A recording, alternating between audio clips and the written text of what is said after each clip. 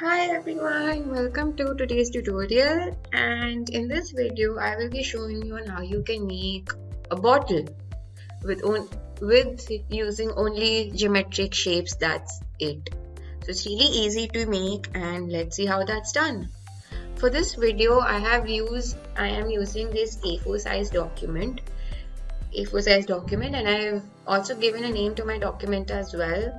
I've named it bottle. And before I begin, I would like to remind you all to make sure that the Essentials Classics options has been switched on from this drop-down box below. Then only you will be able to see all these tools right here on your screen. So let's begin. The first thing we have to do is to make the body of the bottle. Right. So I'll be using this rectangle. Tool right here. And I will remove the fill as of now by clicking on this none option and let the stroke be the way it is. I will just click and drag my mouse to create a rectangle like that. And now I want to just round the edges on these two anchor points right here. So to do that, I'll first select this anchor point, click on Shift and select this other anchor point as well. So notice once we selected the anchor points, it turns into blue. Right. So we'll take one of these circles right here and just round them up a little like that. Actually, that's a little too much rounded. We'll just round them off a little like that. Similarly, on these two anchor points, let's just round them up a little like that. See, because usually bottles, they do not have any sharp edges. They are mainly rounded, especially from the top and the bottom. Right. So now, let's also create some design on this bottle. So let's create polka dots. To do that, we'll select this ellipse tool. I will click and drag my mouse to make a circle like that and just place them randomly onto my bottle like that by making several copies. To do that, to make several copies, make sure that your circle has been highlighted. Click on Alt and select and just drag. Oops.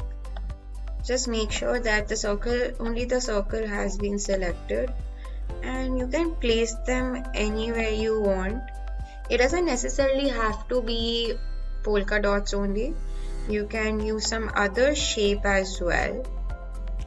And just make random copies out of it, and that's it.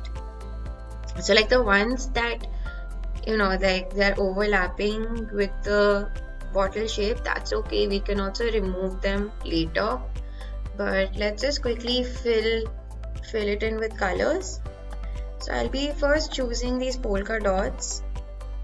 I'll select all of them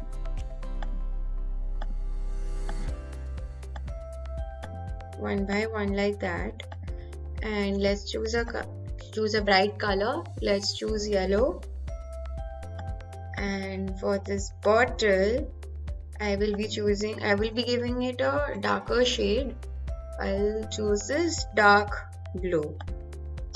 Now I also want to get rid of the portions of the circles which are coming out of the bottle. To do that, I'll select all of them, go over to the shape builder tool, and notice if I click on Alt, the plus sign underneath the cursor changes into minus, and I'll just delete the portions that I don't require, and like that. So once this is done, we can select this again, and I will remove the stroke. I don't need the outline anymore. So if I click on this drop down menu, and again just click on this none option. Now if you notice that there is no black outline anymore. So now the only thing that is left to do is to make a small cap. To do that again, we'll go back to the rectangle tool, make sure there is no fill, and come back to the original black outline for now. I'll zoom in so that I get a better view